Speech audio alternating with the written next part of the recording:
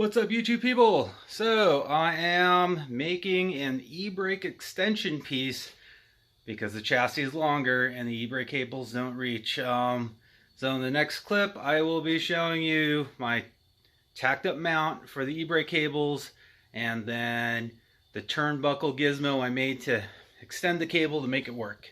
So let's cut to that. Alright, so we got the bracket temporarily mocked up, just 2 tacks. Of course I'm going to have to bridge it over to here. Then as for my cables, I still need to make a bracket for this, but I got them tucking clear out of the way of everything and still have plenty of track. Problem is, now I got to extend it all the way over to here. Don't mind the bloody finger, you gotta make sacrifices. So that is where I am at the moment, is the e-brake. The bracket's up. Once again, still need to, I'm going to bend these guys over and catch this, and then one day I'll actually patch that hole. But yep, those brackets I bought, not quite factory. I think I might build a little bit more support from on top. But then again, I'm more concerned about pulling effect of back and forth slash maybe some twisty. As once this is bolted to this, if this wants to twist down or up, this will hold it together, and then, yeah, everyone likes the green for some reason. And yes, my welds look like piss. Or poop. But definitely got enough tunnel for everything else. Ain't that nifty? So let me cut to the bracket I'm making. I am using one of these to extend my e-brake cable. As weird as that sounds, let me cut over to that. So here's that eyelet. So I cut it with an angle grinder, then took a Dremel, and bam!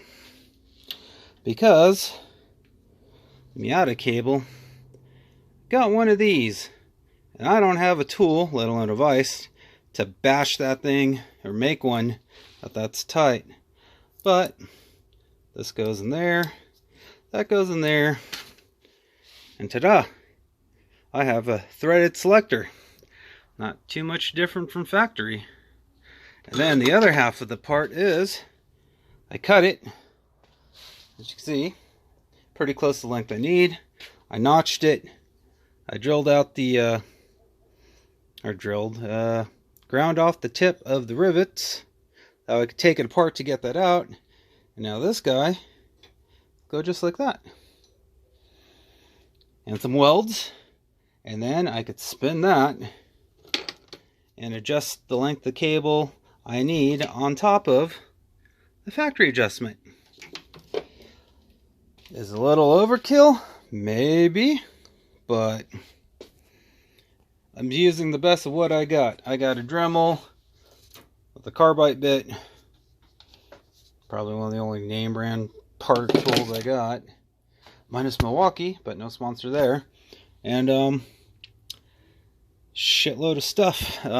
Always keep cool water so you don't burn your fingers. So yeah, let's tack this up and see where we're at.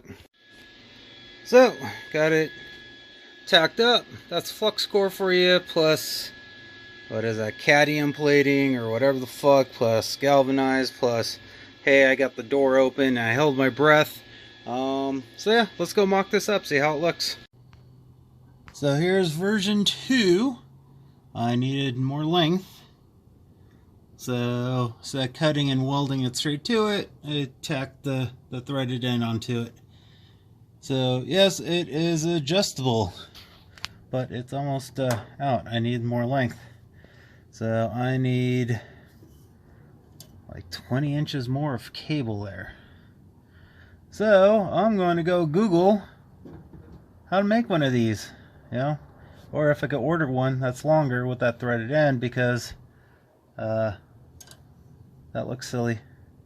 I mean, these things are rated to hold a gang load of weight and whatnot, push pull, I mean, but it is heavy, and can you imagine that just slapping around as you're driving? So now that you've seen the filth of the creativeness of using a turnbuckle to extend my cable and make it somewhat adjustable to the length I need, now that I know how long it is, I could figure out how to make a longer cable. So I am going to get on the Google and start Googling how. So I am not too sure where I left off in the last video. I was trying to use a turnbuckle here that I cut, ground. Problem was I couldn't balance the e-brake cables. There's supposed to be a pivot point, and that thing teeter-totters between the two cables to balance it. And I felt this thing was just a little too heavy. Free was free, but anyways, I ended up picking up these little, what are these called? Creating a loop end cable, but to splice the two cables together. Ended up using the 1/8 ones. Then I picked up, they look like bolt cutters, but they actually crimp the cables.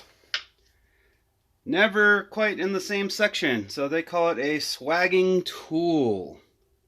Swagging tool, come on, focus. So, that was like 20 something bucks.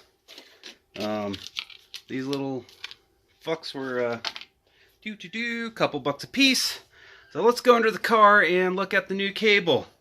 It's tacked in, good enough for me to yank on it pretty good. Nothing's came apart. Maybe I'll shrink wrap it, or, you know, what is that shit called again? Plexi dip the cable like it used to be to keep the corrosion factor down. But let me flip this around and show you. So there is the one splice point. I cut the factory Miata cable, swagged on, crimped on the piss out of that damn thingamajiggy. I want the car to be able to be parked. I'm not trying to drift it. I'll go get a hydro brake for that. And then over here, same thing. Crimp the piss out of it. And then I got plenty of factory cable to slide back and forth, and that little grease coupler. And now I just need to finish welding the piss out of the mount here, and then bridging the gap right there. And then finally, I could try to finish those effing subframe connectors. And then I got to make some P-clamps or something to hold the cables up. But the way they go, they tuck up really high. They'll be out of the way. Drive shaft, exhaust, and everything else. So let me cut to a different picture. The e-brake cable. You know, I still got adjustability here. Spin, spin, spin. Here's a little locking clip that clamps onto it. And yeah.